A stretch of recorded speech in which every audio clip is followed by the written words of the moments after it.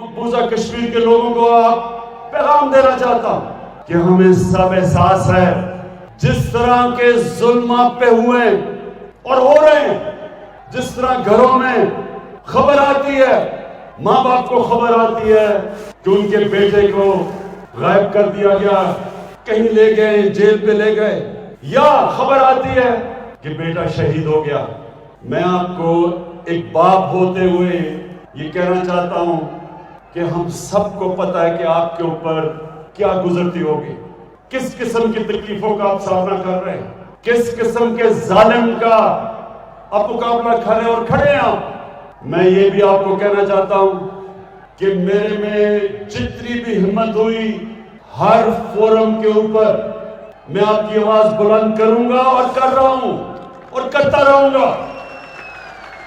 چاہے United nations ہو، European union کے leaders ہوں، برطانیہ کا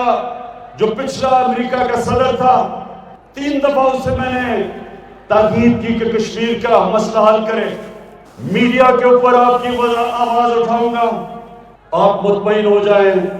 کہ جب میں نے کہا تھا کہ میں کشمیر کا سفیر بنوں گا، جب تک کشمیر آزاد نہیں ہوگا، ساری جگہ آپ کی آواز بلند کروں گا۔